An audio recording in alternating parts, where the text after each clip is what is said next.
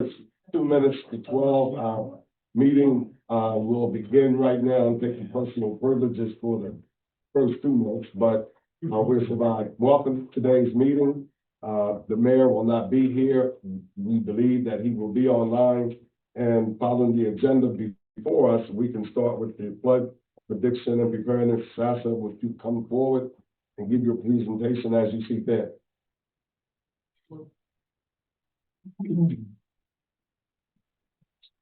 Hello. Mr. Mayor and Commissioners, just to introduce, my name is Bruce Periano. I'm a registered lobbyist in the state of Maryland with SAS, and we'd just like to thank you immensely for your time this morning, this afternoon, and giving us the opportunity to make this presentation.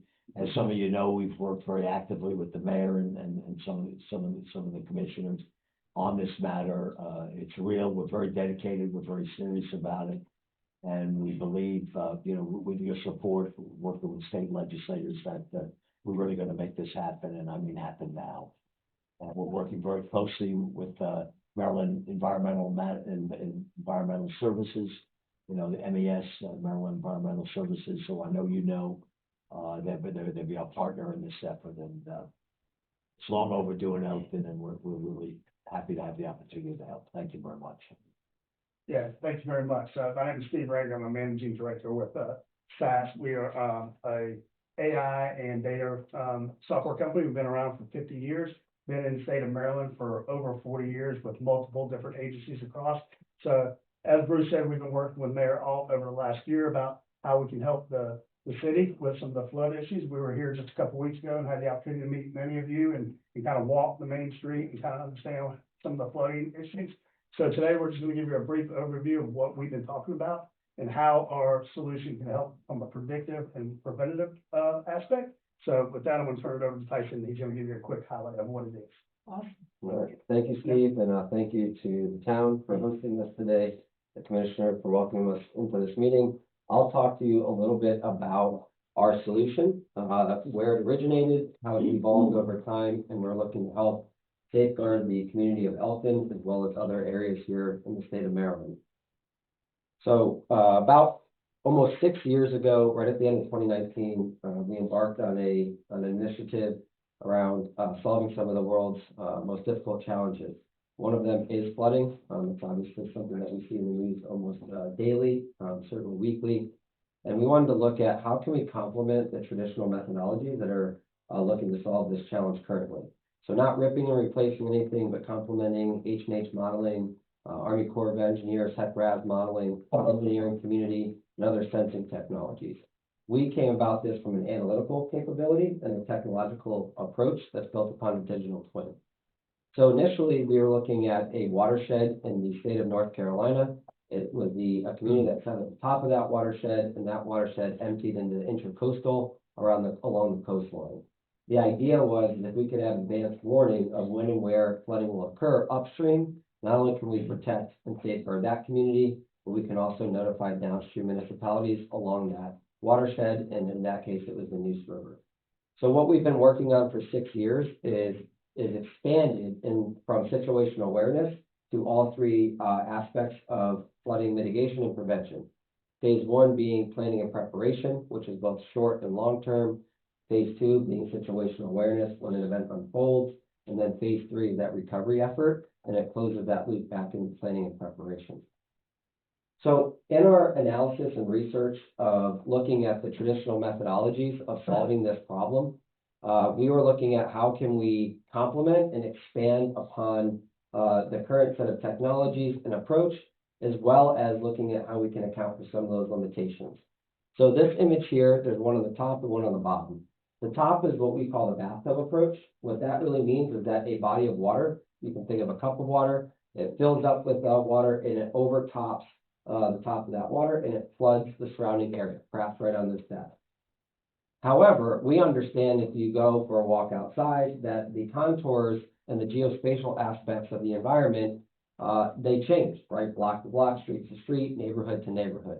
So we need to account for all of those different geospatial aspects, including things like increased or decreased elevations, runoff areas, the type of soil, the saturation levels, the vegetation, because that has a factor of absorption in it and water flow that it will prevent. And then, of course, all the impervious surfaces, which will also allow the water not to absorb and it will create runoff. So what we really looked at is called the distributed rain on grid, or a distributed parameter model that creates a digital twin and takes into consideration all of those geospatial aspects. Now you can see in the bottom, it's accounting for areas that have high runoff, and this can be seasonal, right? I live in the state of Florida now. I used to live in Maryland for 7 years. And in the state of Florida, if you got a 5-inch of rain per hour storm in April after the winter months, we would be able to sustain that level of rainfall because we are not backed up in our stormwater systems. The soil is not absorbed and saturated with water. However, if you were to fast forward 2 or 3 months and it's had incremental rain week to week, that system and that environment would be at a different state, right? We might be at 60 or 80% capacity from a water inundation perspective, and we need to take all those factors into consideration. The April event of 5 inches of rain per hour will look a lot different than, say, the June or July event of 5 inches of rain per hour. So this is just taking a look and reinforcing that when we first started to develop this solution, we were really only focused on phase 2. And we will double click into each of these that we will be deploying as part of this initiative with the town of Elkton. So what we want to figure out is how can our approach address all 3 phases? First phase is that planning and preparation. So what we're going to introduce here in a moment is the concept of a digital twin.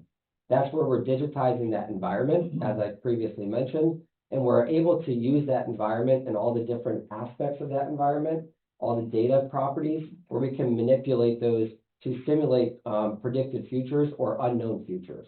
So that's the phase 1, is that we can represent land development. If you have a developer that comes in and wants to create a high-rise or a residential community from a green space, we can reflect all of those physical attributes and changes into the digital model and run simulated scenarios, whether it's a past storm, a 50, 100, or 1,000-year storm, to not only understand how does that specific area affect or have an effective change, does it push that problem downstream, right? Do we redirect that water flow downstream to an underserved community within this town, right? So we can take a look at all those things from a planning and preparation perspective. We'll also talk about the situational awareness aspects, where we're doing predictions 6 to 12 hours into the future in a forecasted inundation model, and then how you can use our tool for the recovery effort from a project planning and ROI analysis on those infrastructure changes.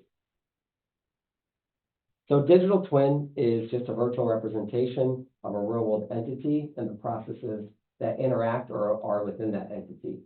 About 5 years ago, traditionally you would see this in the industrial setting, so critical assets or manufacturing plant floors. So it could be HVAC systems, chillers, boilers. It can be generators that are out in the field, where you're looking at monitoring that asset in real time and predicting when there'll be a fault or a failure to do a remote assessment and diagnostics of that specific asset to maximize uptime and runtime. However, as the landscape of technology has evolved, we are now creating digital twins of physical spaces and environments. This building, for example, think of it as an architectural blueprint that is now for an entire community, such as the town of Elkton.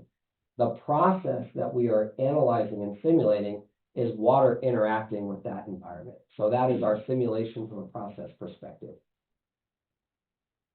What we've implemented, again, into that digital twin is that the digital or distributed parameter model. What that truly means is if we can think of a piece of middle school graphing paper, and you were to overlay that on top of the physical and space outside of this building, we are capturing all of those physical properties inside of each cell of that graph paper. That includes elevations and undulations, the impervious surface, the land cover, because that offers flow resistance. It's the soil type. It's looking at sensing technologies like the USGS sensor that we have locally, Mesonet rain, weather stations that we can pull in. All of that information is captured into an individual cell. What we're also looking at is the flow direction of water in that specific cell. So they all interact with one another, and what we analyze is when we have an outflow or an overtopping of that glass of water within one cell and it flows to the next. ultimately we are mapping out that flow direction of localized flooding. These are some of the data sources that we ingest. These are the prettier pictures, but we're going to take a look at the actual technical pictures while we build out this digital twin. And I'm going to attempt to zoom in because you can take a look and see that graphing technique. It's a little bit granular, but you can see that we've broken this specific client into 250 feet by 250 feet grid. We can go down to a 10-foot by 10-foot resolution. That would be the front door of this building. Traditionally, prior to us using our techniques and level of analytics, it was 8,000 feet by 8,000 feet. That's what we were seeing in the market. That is an entire neighborhood versus its individual driveway within one residential house in that neighborhood. We are capturing all the different data components, whether it's a raster file, a CSV file, a shape file, an API pull of a data logger from water level. So this is a digital elevation model on the top left. We have the soil type and infiltration rates, which are all different equations on the next one. The flow resistance offered by land cover, and so on, all the way down to this bottom level. When those files are updated, the model is updated. You can also manually update the model by manipulating each of those cells to represent a new scenario. One of those scenarios could be in the event of a forest fire, you get a burn scar, right? That soil is more porous and it washes out for something like a mudslide. You can actually geofence those cells, represent that burn scar, and it will change the dynamics of water interacting with that environment. On the bottom are some of the more dynamic variables. So of course, on the left-hand side on the bottom, you just have the stormwater system design and capacity. We can also build in things like friction coefficients, pipe diameter, etc., to have a more accurate understanding of that stormwater system and the capacity. We also have inserted sensors in certain engagements into that stormwater system to understand flow rates and the overall volume of water that is residual within that stormwater system. We also include all of the inlets. That's part of that outflow equation of where that water goes into that stormwater system to help alleviate certain flood-prone areas or flooding within a community. And then we move to the right and we start to look at some of the dynamic sensing capabilities. One to just mention is something as simple as a weather forecasting system. We use a multitude of forecasting systems because we're a champion model approach. So we don't limit ourselves to one. Our model cares about the most accurate prediction in terms of an analytical output. And every time we make a prediction, every 6 minutes, it checks itself for its accuracy and fine-tunes that model. So we don't only use NWS. We might use a combination of NOAA, NWS, European models if it's looking at coastal dynamics. We also take things like AccuWeather and Weather Underground because they have some interesting ML capabilities that we build into our overall approach. And then environmental sensors. There's already a couple sensors here in the town. We'll pull outside of the town. And then we have a model capability where we will actually take a look at your data density profile. We'll compare that with a heat map analysis of historical events and hypothetical scenarios such as the 100 or 1,000 year storm. And we'll be able to ask the model to place a handful of data elements or sensors into that model, and they'll place them where it will give us the most accurate output of our predictions. So it gives us a little bit more information as to where to place new sensors. So we're not looking at doing that blindly. It's all based on the areas of innovation. And then we culminate on the bottom right. I'm going to hit play here. Oh, skip. As you look at the bottom right, this is without business context or user context. This is the forecasted inundation model where it is doing a prediction into the future and showing you when and where flooding will occur and at what inundation level. And that's just the surface water amount. And we'll take a look at that in a much larger scale capacity. Inside of the application, we have different screens. So we plot all of the data components and we run predictive analysis on all the data for the sensors. So if you have a sensor reading from USGS based on a river height or a flow rate, we will give 6-minute predictions 6 hours into the future on what we predict those readings to be. The reason that that's important is that those predicted variables plug back into an engineering equation for the overall analytical prediction on the inundation. That's essentially the surface water level for flooding. On the bottom left, everything inside of our system persists historically. This is a hyetograph, its size and intensity of rainfall. So you can slice and dice based on regions of the town. You can look at minute or hourly increments to do some forensic analysis. On the top right is a graphical view of looking at the flood stages for this specific client. So again, all of our geofenced areas will have different flood stages based on the contours of the environment. That's captured in the application as well. You're seeing the readings, and then the dotted lines to the right on the top right, those are those predictions in those 6-minute intervals. And then on the bottom right is essentially that nirvana state. It looks like Doppler radar, and we'll take a look at this in a dynamic nature, but it is the forecasted inundation model with pre-populated alerts. So we're going to double click on this part of the application. This user specifically wanted to take a look at transportation roads and use cases. So this is looking at hydroplaning standards and the amount of surface water that's acceptable for safe passage on state and county roadways. What we're modeling and analyzing is when we detect that that surface water level exceeds that acceptable hydroplane standards, and we flag that because ultimately that's letting the Department of Transportation and Public Works know that we have to deploy road signs, close the roads, and do a new transportation route or an evacuation route. The alerts are pre-populated because, again, when the user comes into the application in this scenario, when they hit play to run the forecast, all of this is into the future, so it already timestamps where you're going to have an area of concern. So you see that pre-populated on the right. This is actually a microcell burst during rush hour commute in April of 2023. So you can see that the stormwater manager and Department of Transportation lead came in and wanted to run this simulation. Inside of the digital model, something like a microcell burst doesn't typically show up on a forecasting system, but when you have a digital twin, when any data element within that digital model changes, the analytics starts analyzing that as an anomaly. We want to classify that anomaly. Is it a malfunctioning sensor? Is it truly receiving precipitation in that area? It checks in with all the different data components and says, are you seeing the same thing? And the solution ultimately will classify things as malfunctioning sensors. It could be an anomaly where flow rates are differing because you have a blocked culvert. All of those anomalies are classified, and ultimately what we're looking for is visualizing the inundation that we expect at areas across the entire community. Any questions thus far? Yeah, but that every red area is a sensor. Right? So in this scenario, we can go, every red area is essentially, if you go back to the flood stages that FEMA has for every geographic area, that indicates a high area of flooding, right? It's at a higher flood stage. The sensors are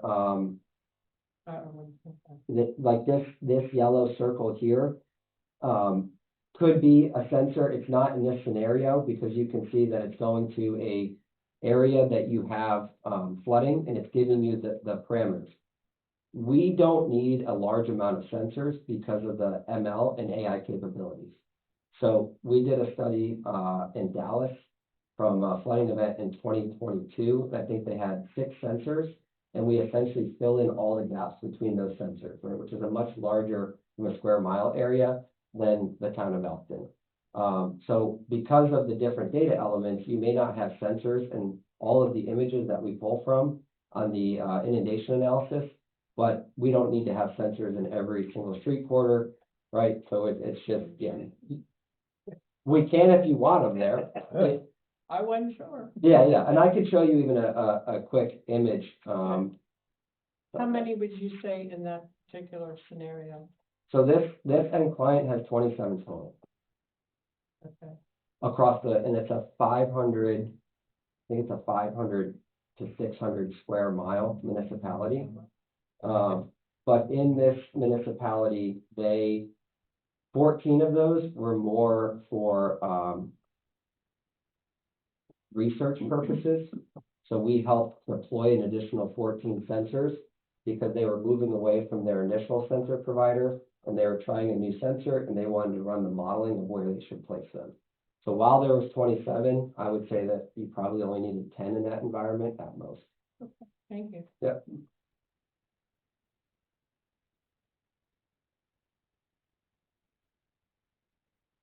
And then one of the last aspects that we have, and it's again building on the HEC-RAS modeling and that distributed parameter methodology, is that in the state of North Carolina, we work with NC State around roadway washout. So when you're looking at repairing those roadways after an event, that recovery aspect of the 3 phases, we want to understand what infrastructure changes can we make that are going to drive the largest return on investment, whether it's increasing elevation, changing the sediment around that washout, doing analysis around the predicted futures, and then giving an estimation on the project cost, as well as the return on that investment. So it's really looking at prioritizing different infrastructure projects. In this specific scenario, it's roadway washouts, so they're resilient for the next, 30 to 200 years based on the projected weather forecast that we have. And the rest of the slides that I have are more in the appendix around the methodologies and modeling, so they're relatively technical. So I can stop there if there's any questions. I had a question. I was going to say you got your presentation done, pretty much. Good. Our major flood areas, Delaware Avenue, Bridge Street, and we all know this, living in town for all these years. Over the many years, we've had so many studies done, elevation work done, but it always comes down to the water's coming from Pennsylvania, and the flow's coming this way. We've done everything we can to stop it, but we still get flooded. How's this model going to help us if we correct our issue here, but then it still comes from Pennsylvania? Yeah, so there's 2 aspects of this. One is, if we are still going to flood in the community, which can happen, we also want to make sure that we're giving the information to the public to safeguard citizens and businesses in advance. So when we say real time, and we always want real time analysis, when it comes to natural disasters, real time isn't good enough because you need time to take action. So that actionable insight that we provide is hours of advance warning of when and where flooding will occur and at what degree. That way we can safeguard the community and have better operational procedures from the stakeholders within the town. That's the first thing, is those weather events may very well still happen. However, the second one is when you are looking at capital improvement projects, right? Doing resilient assessments and studies, looking at how you're going to change the physical landscape. You can have an unbiased view of looking at those proposed changes inside of the digital model and simulate the impact that they will have on the community. Not just in the area like Delaware Avenue that you're interested in, but if you were to increase elevation or you were to put broaden a wider culvert, does that flow dynamic impact another area? And you could also take a look at that in real time. So when those events happen, you'll get new information that persists historically inside of the applications to assess the overall value from that capital improvement project. So this is also a planning tool, but it's also a tool around situational awareness to help inform citizens and community members and then streamline operations for responding to those events. One more question. Yep. I'm not an engineer and I'm not smart like some of these people that know all this, but we're getting a bridge put on Delaware Avenue. We couldn't widen the upstream to stop the flooding. When this happens, then we're going to have to get back with the state. We're going to have to do all these different measurements or whether or not we can touch it. How can this model prevent us from having to go through all the different changes, like what was it, 1/10 of an inch or whatever we just had to deal with to just get the bridge put in over there? Are you clear what I'm saying? I might be going off the track. So what I think of when I think of those changes where you might go to the state or you're looking for federal earmarks for, like a hazard mitigation funding, you'll have a lot of data that can back up a request. For example, one of them is looking at coastal dynamics. and understanding the, not just inflow and outflow of water, but also sand displacement. So you can use a lot of the insights and the analysis that's run in the system to support some of those requests for additional funding to do some of those projects like the bridge.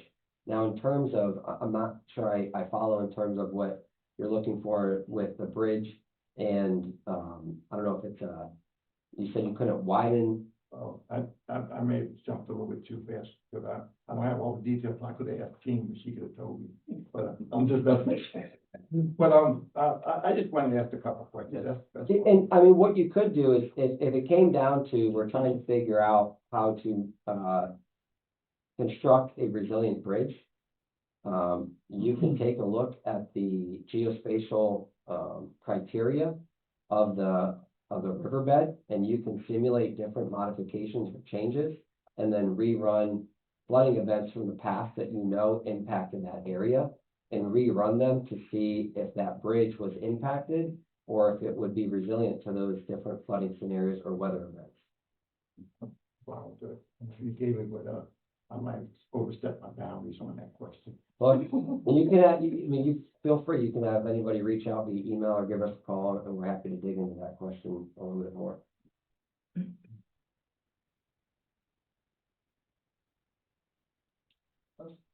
Any other questions? Jean, did you have? I think before I ask the question, and it may be along the same lines that Earl was questioning, if we, want to apply for a grant to mitigate some of the flooding, and we're trying to determine which project we're gonna ask for, can we run different scenarios to see which one is the most cost effective and effective, in reducing flood impacts Yeah. by using this model, and then that would help bolster our grant application. That's what I was trying to get at. Yeah, That is exactly. Yeah. I mean, Yeah. To his point about using the data to make some of those decisions, that is exactly what, and from the predictive nature with the digital twin, you can put up scenarios, be able to predict that and show that. Wonderful. and equally as important that if you solve that problem in isolation, you might expose other challenges in the community, and so we look at the broader picture, not just in town, but it could go, countywide. So what we saw in North Carolina is we want to make sure that an infrastructure change doesn't just simply hand that problem off to one of our neighbors. And so that's another type of that analysis, is to ensure that, you don't like when someone hands their problem to you, we want to make sure that we're not doing that either. And so it will simulate a restructure of flow of water, right, based on the improvement of the capital improvement fund. Yes, sir. Just to add two quick things. We met this morning with the county executive of Cecil County and the administrator as a not just a formality, but really to recognize, because we need their help and the cooperation in terms of things.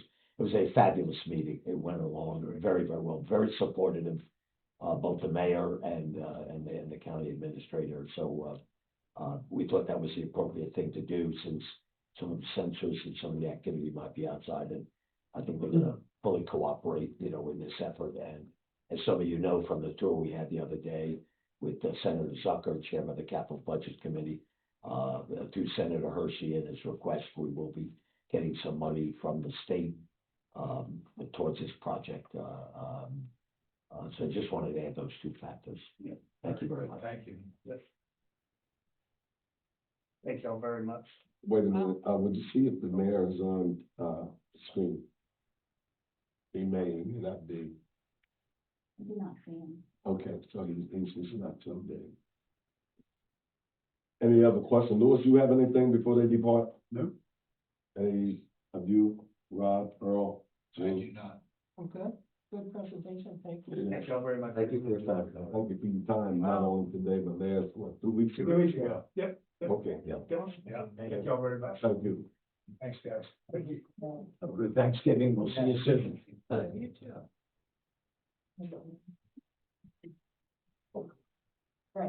yeah, so I'm gonna, I'm gonna do it. Check. I know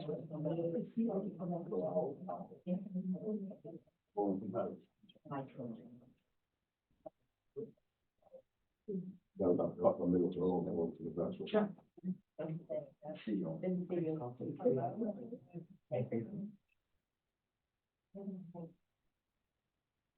Be a couple of minutes or all into the restroom.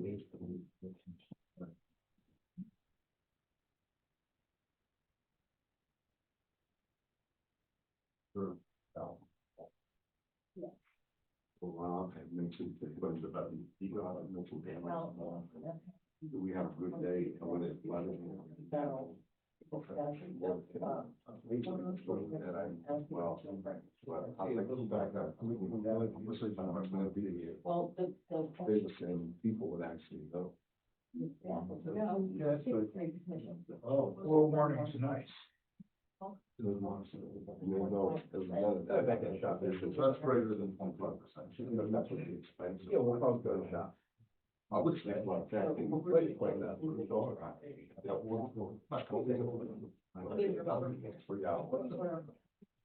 Making the application. You do? Well, you can start seeing like how this affects. Heads up, forgot to get their cars out.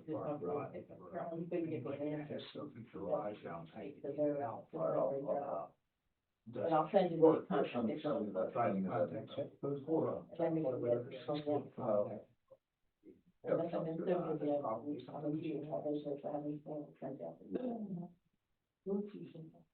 Sounds like fun.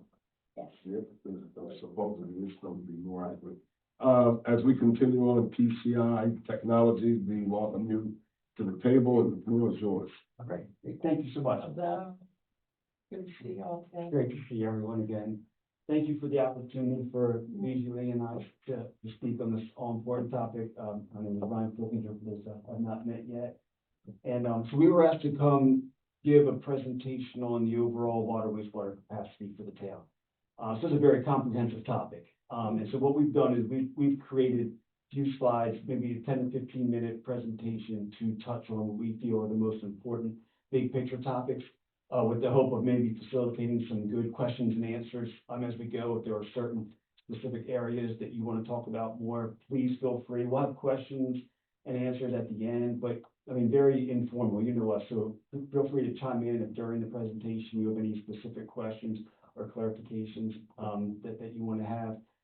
Lisa's going to touch on, the overall, what the overall numbers say from a hydraulic standpoint, from an engineering standpoint, and also from a standpoint of what the permit regulations currently are.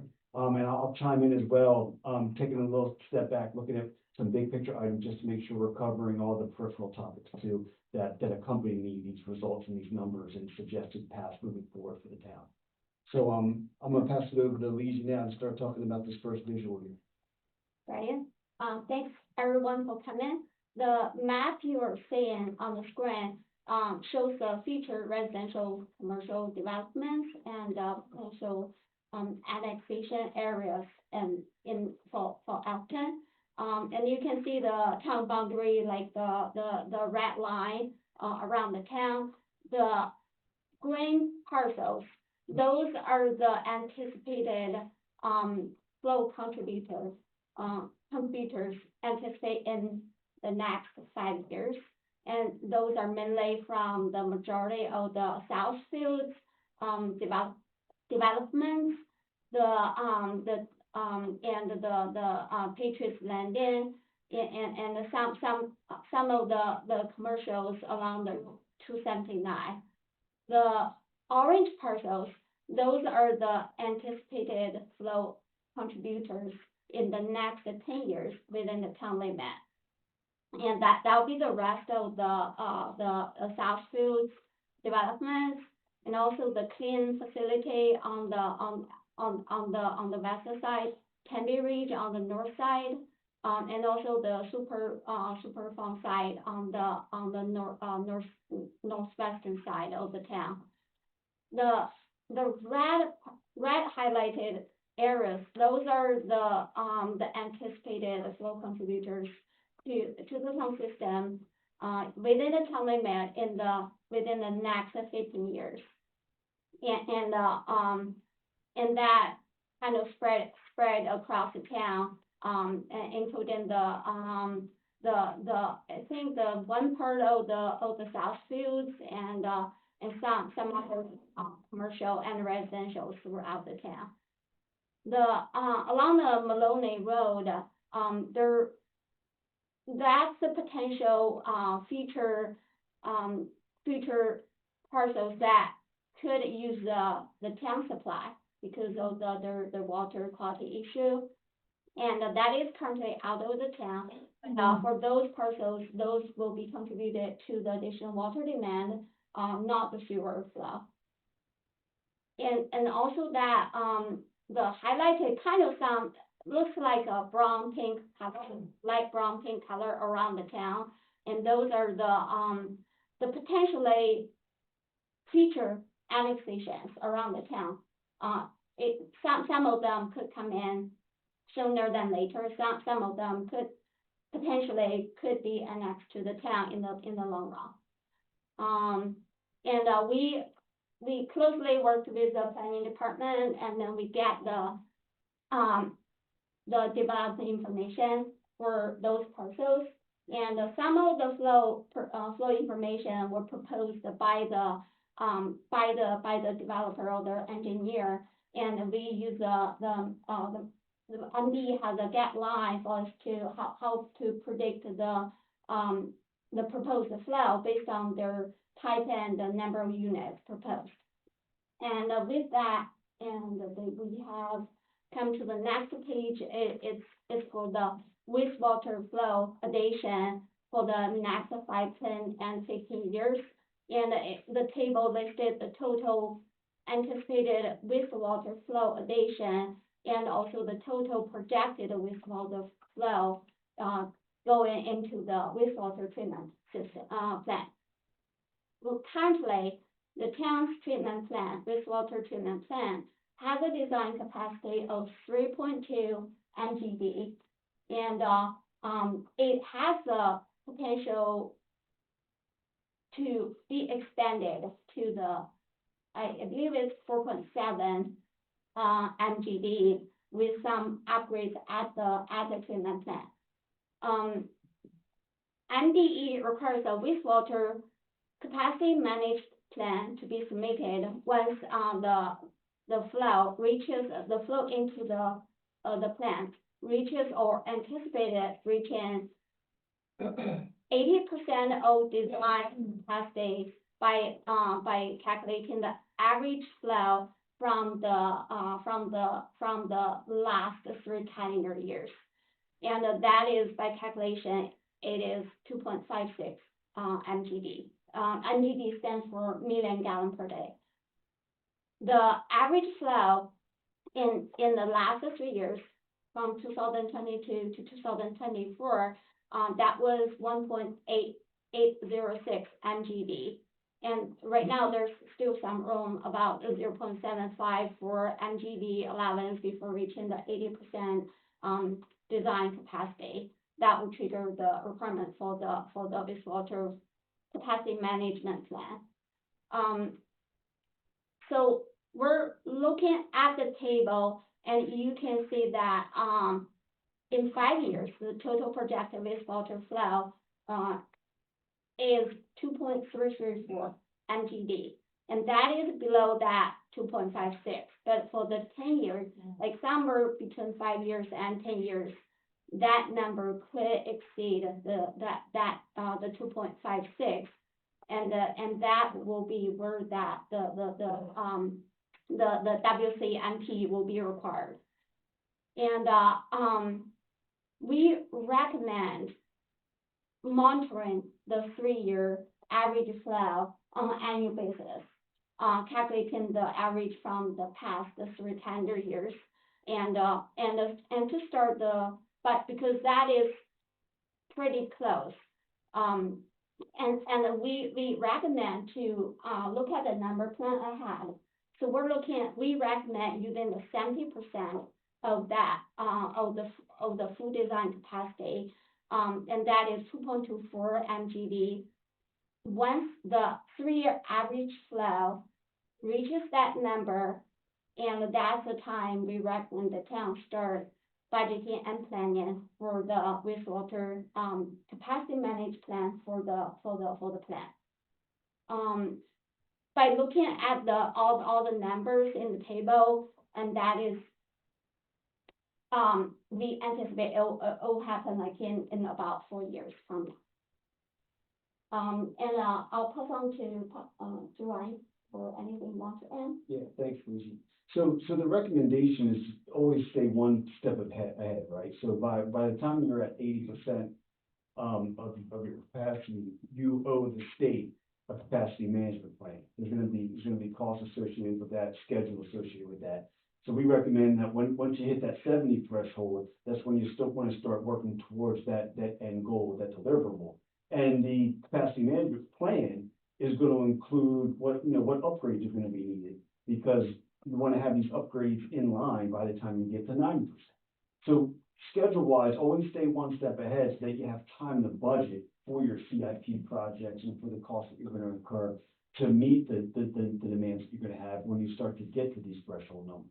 And then a couple other topics I wanted to hit. So that's, like Lee said, it's approximately four years away when you get to that 70%. So the question is, what should you maybe be doing up until then? So one of the things that we would recommend is, with all the growth taking place in town, the potential growth, typically it's impact fees that help pay for this future infrastructure upgrades that are needed.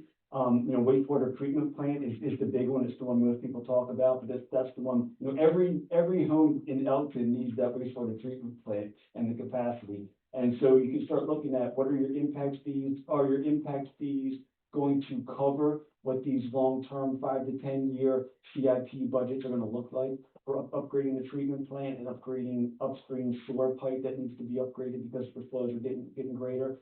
I know the original plant design and construction back 20 years ago when we did the groundbreaking, I know that it was intended to be able to do some upgrades, just within the envelope, within the shell. So we could start looking at what those numbers would look like so that you can forecast your budgeting out 5 to 10 years and make sure that the budget's gonna work out. And one of the main ways that a town does that, at least from our experience, what we help towns with is with the impact fee, so that everybody's paying fairly for it.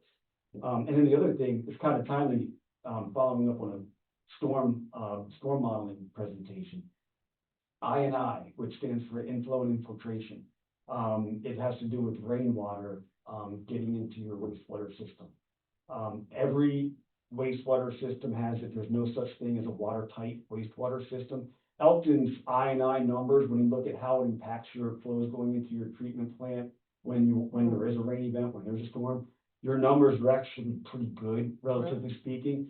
Your peaks aren't nearly what we've seen in other counties and other cities, but you still do have a significant amount of rainwater getting into your sewer system. So the message that we want to give you is, for every gallon of I&I that you remove from your wastewater system, that's an extra gallon that you have for homeowners to utilize. So like EPA studies come out that says for every dollar you spend on eliminating I&I, that saves you $5 worth of construction costs to upgrade things that wouldn't need to be upgraded because you got that rainwater. So even though you don't have when we look at the numbers, it doesn't jump out and you have this huge I&I issue here. And that's a kudos. You have a relatively very tight system. But again, it's not completely watertight. So I would always recommend looking at ways to mitigate inflow and infiltration from storm events and from high water tables and things like that. All right, so that was the wastewater topic. Now Lisa's going to talk about the water topic. So anybody want to ask me upfront questions, or maybe wait till the end until we cover both? And either way is fine by us. Probably both. Very good. Right, here similarly, like the wastewater flow analysis, here is a table showing the projection, for the next 5-10 years, the total water demand to be ended from the potential users and the total projected water demand, that need to be supplied from the system. So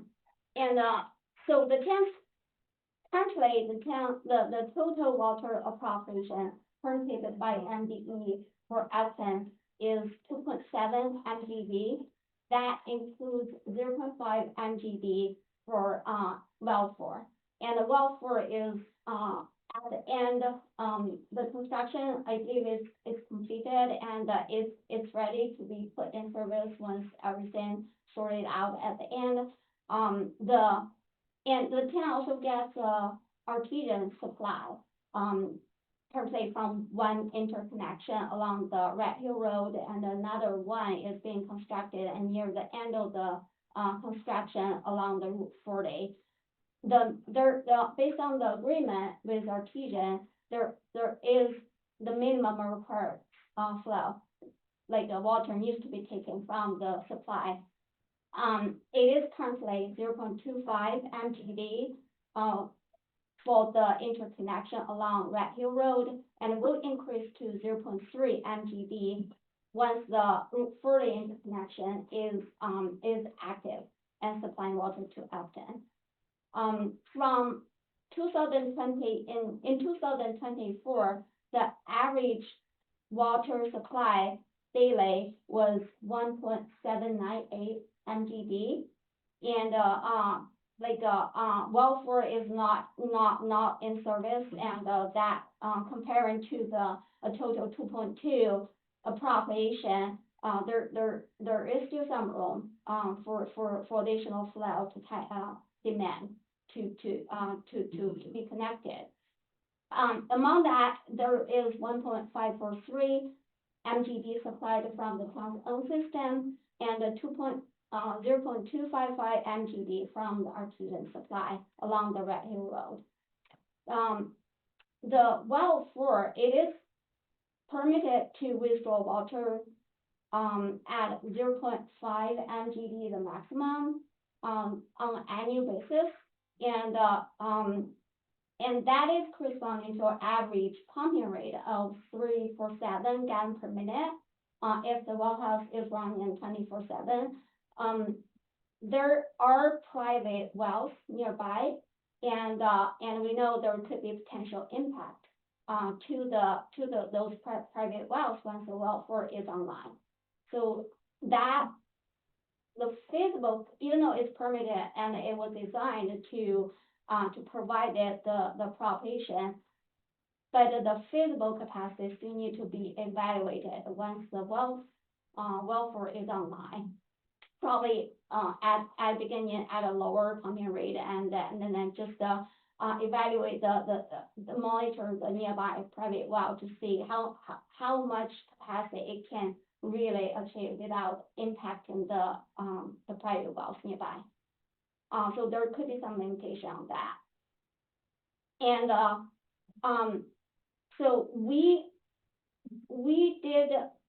have the town to, the well 3, that is the largest groundwater supply well in town. And that one, currently, it is permitted, I believe also 0.5 MGD, but it has the, potential to yield more water. And we have the town to apply for additional appropriation, from well 3 to MDE later last year. And the MDE did the review, but, they, did not approve that request, based on their preliminary review. And they told us there is a interstate agreement between NDE and, DANRAC that prohibits, allowing more water to be withdrawn. And that was the reason for the denial. Yeah, near the state line. Because, if the groundwater drops below certain level, like 66 feet below the ground, and that data can be viewed online. USGS monitor that, the groundwater level and publish that data online. And the 2025, that shows the groundwater level at that monitoring well near the state line is like 70 to 80 feet below the surface. So that is the main reason that they didn't, that request didn't go through. But how often is it monitored for change? I know they did a couple times during the year. Let me see if I can show you that. It is something we. Yeah, so, Continuously.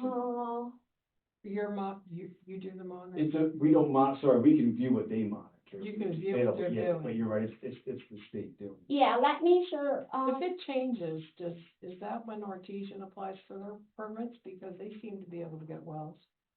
I'm not sure. I mean, it kind of boggles my mind how they're digging new wells and we can't help. are the new wells, do you know, like a relative location of their wells? It's like Delaware? No. yeah, so on either side, if they are proposing a new well or increase the, allocation, near the state line, I don't know how State large line. that range Yeah, is. could Yeah, be. and, both states needs to review that, and they have, there is an interstate agreement, has that, the groundwater level limitation, to prevent them to approve any additional allocation. But, For that particular aquifer. yeah, they're all pulling from the same aquifer. So this is a website, like they are, like the USGS website, then they have the historical data showing on this graph. And, so, on the left side, that is the depth to water level from the surface. And, so it's like at one time, actually, if you're looking sometime between the 2018 to 2024, maybe like around like 2021, and actually that water level is it's like nearly 60 feet below the ground. But now if you're looking at the latest data, and there's a couple they took from the 2005, and that is in the 70 to 80 feet range below the surface. But it doesn't mean like it won't change. Like maybe like in the future, the groundwater level can be raised up again, can increase again, like getting closer to the surface, and then at that time, we may lose may look into the request again. All right, go back to the upload. Okay,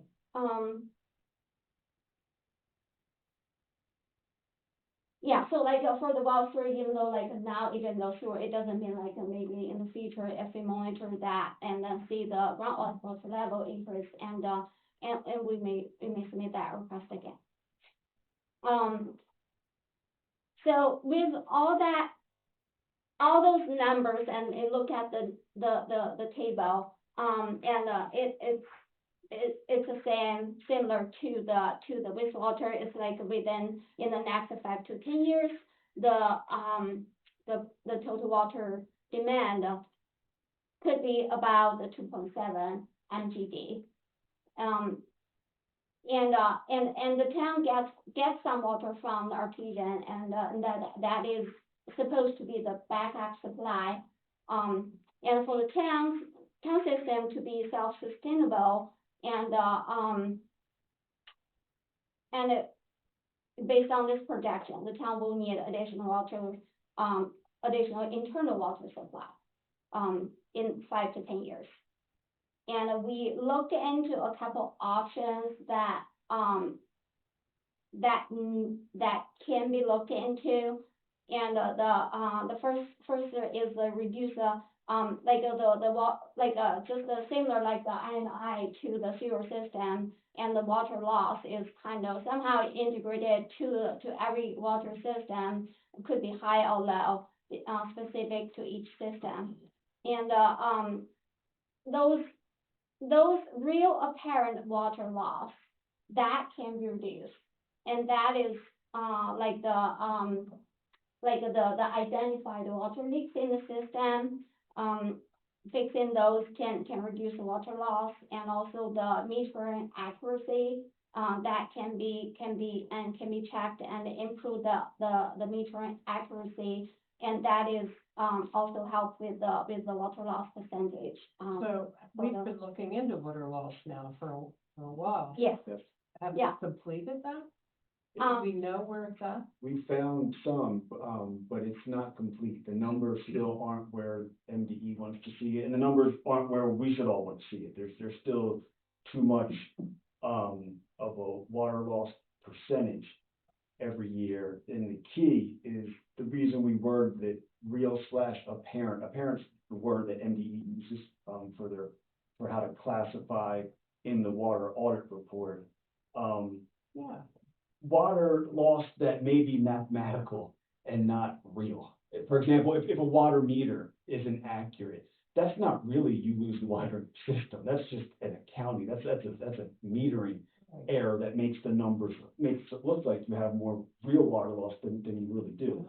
So we found both. We found real water leaks. We found apparent ones, but that search needs to continue because the overall water loss in the town still isn't as low as it needs to be. So how long will this process take? I wish I knew the answer to that. Is there a holdup? Is there?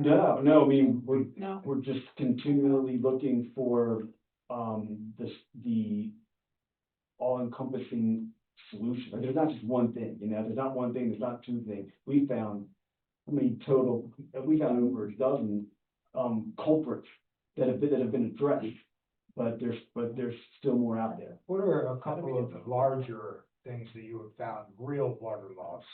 So one of the things that we're looking at right now actually is when you get a water main, so every town that we work for tells us the same thing. After a real tough cold spell in the wintertime, as soon as it starts to warm up, after that cold spell, water main breaks. You can almost sit your watch to them. That's when you're gonna get the most water main breaks.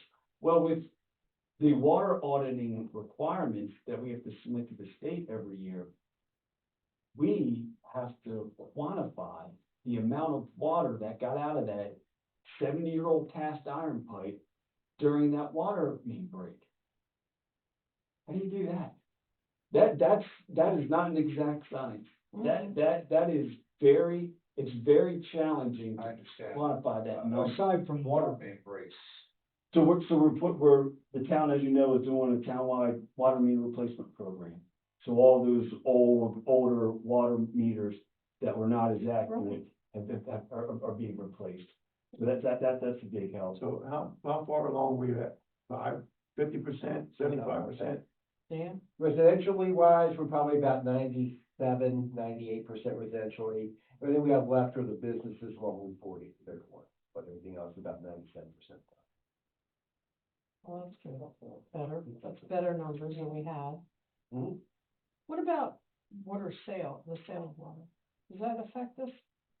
In terms of the apparent water loss, It's not lost, but it's certainly not water that the town's using. as long as it's being metered correctly and accurately, it's not having a negative impact on these numbers. Mhm. So yeah, we definitely, we have ongoing conversations and meetings with DPW and trying, always looking for the next, what are their stone unturned to find out if ways to lower this I mean, do apparent we have a high percentage of water sale? Do we sell a lot of water in the town? Every time I go over there, there's a truck filling up. Oh, I just don't know the answer to that. I wouldn't say a tremendous amount, but, the highest contractors will get, they come to our yard because that's the water right there, it doesn't affect the rest of the system. And we've had Right. anywhere from minimum of 300 gallons per thing we'll do. Sometimes I've had a pool contractor fill up over 6,000 gallons. That's all metered, Yeah. monitored, and then we charge them accordingly. That's Right. perspective finance, so. I was just wondering how much water we're selling. By Throughout the the year. information. Huh? Yeah, they have the information, but I just don't remember the top of my head, but you have it, so we send it up there, so. Okay, thank you. take over. No. You want us to wrap up? No, we continue. Continue. Thank you. Continue on options, What kind you of, do? yeah, we talked talked- about- Yeah, loss. yeah, we talked briefly on monitoring the online, USGS database Okay. for potentially future increase the groundwater levels that may allows additional appropriation approval from MDE. Yeah, that would be, I like that option. And there's also options for explore additional water sources not affected by the interstate agreement, and that could be increase the well yield or new wells further away from the state line, or maybe even from the increase surface water. Well, we talked about that, was it last year, when you made a presentation on the placement of possible additional wells, where they should be? We did talk about Yeah, we a did. well Yes. surface water treatment plant, but what we want to, what we suggest we start discussions on, and I've not been a part of it for now, is actually look at upgrading the surface water treatment plant capacity. And we think there is merit to that discussion, and I'll touch on that a little bit more. Okay, thank you, all right. At the end here, 'cause I think it's an important point. Artesian supply is a backup source, and the town will have two interconnections, so it's always an option to purchase more water from artesian through that, even though it's kind of expensive. The cost. Yes. It's not, they're not balancing at all. We're off, Yeah, we're off. So I'm glad you mentioned that, because that's really the additional topic I wanted to bring up. So a different, a different message on the water side compared to the wastewater side, in terms of, we find, the water side is a little bit more complex, there's more moving parts, there's more going on. On the wastewater side, it's pretty straightforward. When do I have to upgrade my treatment plant and the pipes? Because there's no other flow paths. You're not gonna get another discharge from in a different part of the town. But on the water side, maybe a way to look at it is you got three different buckets, three different places you could pull more water from. You could pull more water from purchasing it from artesian, you could pull more water from your wells, you could pull more water from your surface water treatment plant. We do recommend looking at these now, and at least having discussions now, because from an engineering, from a hydraulics, from a permitting standpoint, all these methods make sense. And at some point, the finances need to play a role. Yeah. In terms of, financially, what decisions make the most sense. And so I remember back in 2008 to 2010 timeframe, we were looking at how much does it cost the town of Elkton to produce a gallon of water on their own versus how much does it cost to purchase it from artesian. And it was obvious at that point, let's produce as much water as we can because it's less expensive. What I want to talk to the town about moving forward is how much of a game changer these PFAS requirements can be in terms of the finances.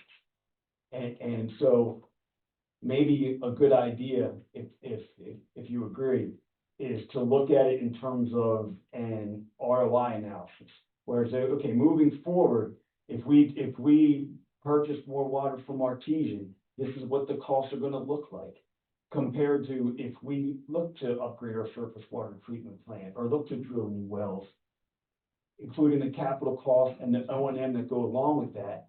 And if there's a PFAS treatment component of that new project for a new well, some of your wells are over the PFAS limit, some of them are below. Your surface water treatment plant has good low PFAS concentrations, which is why we want to revisit this surface water treatment plant conversation.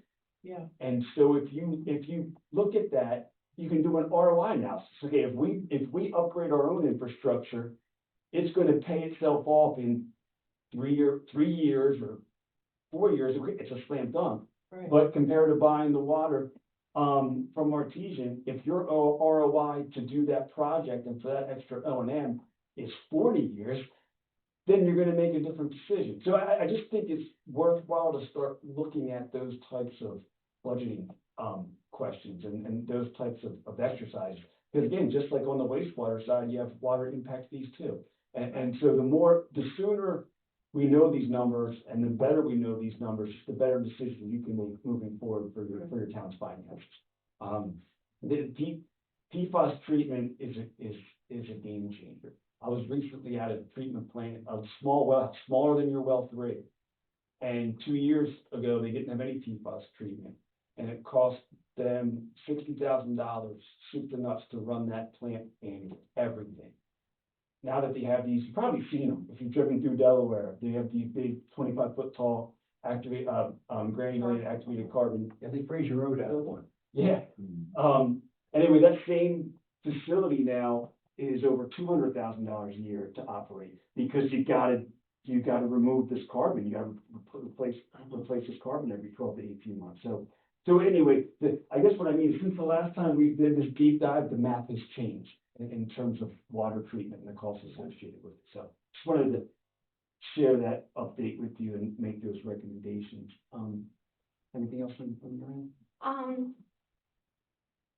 This is not really, and, yeah, if you have any questions, you can. Okay. Louis, others? No, they've been very comprehensive in their analysis. I appreciate their service. So what are we gonna do next? And how soon? I don't know, That was gonna be my it's question. involved Yeah. a lot of money.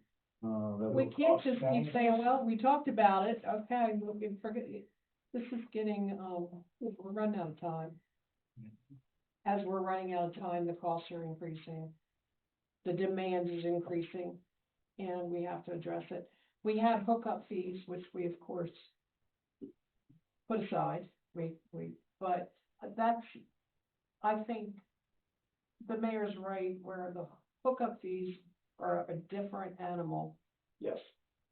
And, impact fees are what we seriously need to be looking at. We can't just keep blindly taking on more of a burden without planning. We can't plan till we sit down and do it. So, my question is, how soon can we get the ball rolling on these projections and costs?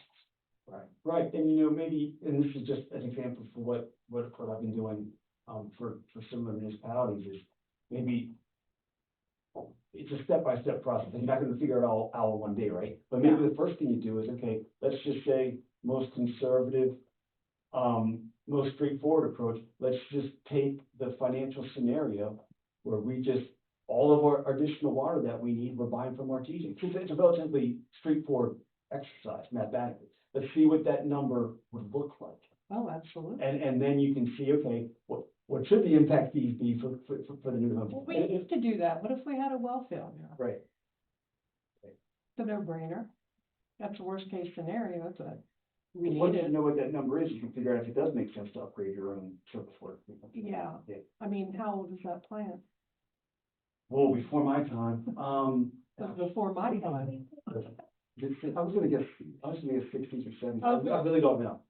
But I guess your point's taken that we don't know. Do not We weren't know. around. We do not know. We certainly do have a lot of water flow, don't we? Well, and yeah, just a real quick touch on that point, because the cost associated with PFAS treatment is one of the reasons we're recommending looking at surface water treatment plan again, because it might be the lesser expensive option moving forward if you don't have to do PFAS upgrades at your surface water treatment plant.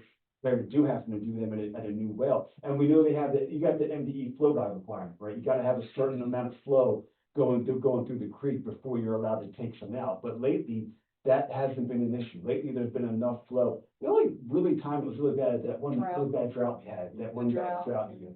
And so that's definitely worthwhile to look at. Okay, again, how soon can we get the ball rolling? Team? Yeah, what's our very first step? To do a cost analysis. I think the first, the first step from the engineering side of things. Right, Is to do what we would call like a preliminary engineering report, where you look at all three of those options and you do enough analysis so that you can speak on the finances and the schedule associated with those options. And then we make a recommendation for the next steps following the preliminary engineering. Would you happen to have a timeline, where we get this information and start making some decisions? Well, I mean, we could start on the preliminary engineering report right away. Do you mean how long would it take us to do the preliminary engineering report? Is that what you're asking? Yeah, so we have the information that we need. Let's see. I mean, we would definitely, it's gonna require some upfront meetings. For example, I don't wanna make the assumption that we can buy all the water from Artesia. We would wanna meet with Artesia and make sure that that's available. It would take, I always get in trouble when I say how long we can put something together. That's all right. People on my teams. I just need to write. I would have no idea. say, I would say 2 to 3 months to put together this full PR is an acceptable amount of time. What do you think, Lisa? Is that, what goes over that, Mary? Oh, like, versus the other option. Yeah, just looking at a preliminary level engineering report. Since we opened the conversation about these meters, I'd like to see it first that we find out that we found all the word that we can find. Right. Because I'm still convinced that we haven't all our meters hooked up yet. I mean, the loss that we keep talking about, we keep repeating it. So we keep saying the first step is to find the word. That's, as far as I'm concerned, we're still at that first step. I agree. Found yet. I agree that needs to stay a priority. We need to be focused on that again. I don't know where we got off track on. Well, or would it help if we knew exactly what the holdup was? I don't know. It's not fun. Like, can you, Dan, is that something you can provide to us, or is it something Mark has to do? What? Like I said, the biggest problem we got now, we just gotta get inside the businesses with the bigger meters and stuff like that. We're actually The working prob- through it, so that's what we're doing now. Is there a holdup? Is there like uncooperation? Is there? I'll report back to you. And from an MDE standpoint, the town has gone through significant efforts to find this. I mean, the town hired We've been working that on it. Chicago crew, was it Emmy Simpson?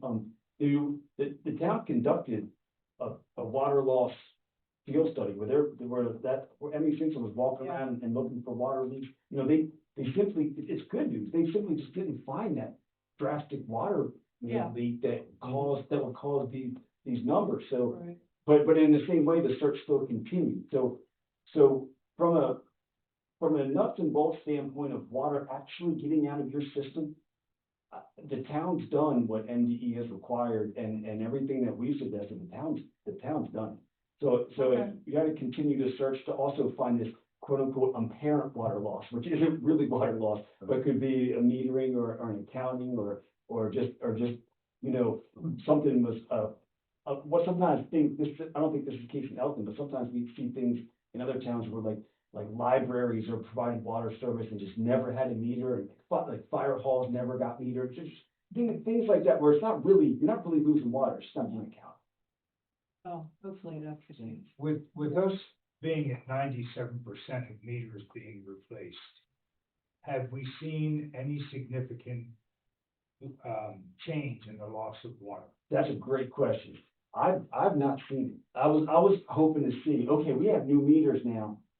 That gap has completely dropped, and it must have been these old meters that were the culprit. I've not seen It's not what the you're. new meters suggest that the old meters were the problem. Am I wrong about that? Or do we need more data? I mean, it's new. But that's. When was the last amount of data that we received to analyze? 724? I think, if memory serves me right, I think we probably decreased it like maybe like 3% or something like that. It's like, I know we went from 31 to 28 or 27, something like that. I remember that stuff. 24.4. Here it is, yeah, it's just that, I remember that. That was the new number? Yeah, that was through 2024. Yeah. And that, This money to replace this once more. so basically it got us 10% there. It didn't get us 100% there, it got us 10% there, just using rough math. Okay. Well, we have to upgrade our wastewater treatment plant, and I particularly am very interested in upgrading the water plant. Personally. No, we talked a lot of issues. We remember back. We talked about trying to find where water is, and it is not. In this whole process, in this whole scheme, where's all this documentation going and who's in it? Because we're back at square one talking about the same issue before. From this meeting, where will your discussion go, even though you're addressing us? Do you talk to who in this board or in this office about the issues and whatever? Right, So I'm talking about who does KCI talk to? Do you talk to Lois? Do you talk to Jeannie? Do you talk to, finance director? Do you talk to Dan? Where does this information get consumed and stays there so you know what you're talking about? Right, so on this topic, we talked mainly to Dan, Gene, and Louis in terms of. You're reporting, right? So it's on our, we have to push the, Yeah, and we Ball. want to do everything we can to help. what we do. You talking about we, them, him, who? That's what I'm saying. Not you, not me, No. all of us, the team, Mhm. all of us, the team. So, They need to do the legwork and we need to be, so henceforth and forevermore, including this day, so where was this information that we discussed, we compile, we talk about, where's it gonna go? Or do we meet with them again to talk about the same thing over? You understand what I'm saying? I do. Somebody's gotta take the ball and keep rolling with it. That's why I said, what's our game plan? Good, you got an answer, so what is your suggestion? I'd say whatever time you need to get the information required to get going on all, all of this, and then we schedule a follow-up. We plan the follow-up and we follow through on the follow-up. And Mr. Davis, to your point, there's several ways that I've seen it work successfully. You could have annual reports where you go into every year saying, okay, this is what we're gonna do with our water system this year, this is what we're gonna do with the wastewater system next year. Yeah, You can have a 5 to 10 year, CIP budget where you include studies and you include things just to make sure, to your point, make sure they're being tracked and to make sure that you're seeing progress. There's a couple, it's really a town preference, but there's ways that you can do it to make sure, to your point, that we're not just recycling the same conversation over and over. Right. Yeah, we're more than happy to help. whatever we need to do. Let us know if you need something you're not Okay. getting. Definitely will do. We'll leave it in your hands at this point. As you go from the table, that the availability to you is from all of us. Yeah, no, we're. Any other Very questions, anybody, before we dismiss them? No, sir. Thank you, sir. Thank you all. Thank you very much. Thank you. Thank you. Talk about churches, we get it. Anything for the good of the cause, anything for the good of the cause, Rob, Earl, or Gene? No, I rode down and saw that bridge down by Meadow Park. It's in Oh. place, they just have to install it. Yeah. When they're gonna, what day is that supposed to be completed? They are hoping, is that question for me or for Lewis? For you, anybody. Or Dane? From what I've read, it's gonna be done, it's gonna be installed either today or tomorrow. Yeah, the road should be able to, if we talk about the road, should be able to by Friday, not by somebody can easy lift. Friday. That way. Then the bridge is done, he's got to pour concrete on top of that, but that opens up the road. I'll be able to tell the board that there's a progress meeting next Tuesday, and without, I can show a little bit. All right, from the audience, and if there's anybody on the line, is there anything that you'd like to bring to the table? At this time, the Elkton Alliance is here. I don't know who's on the line. Anybody, anywhere, the chief, HR? Look, 117, we're dismissed.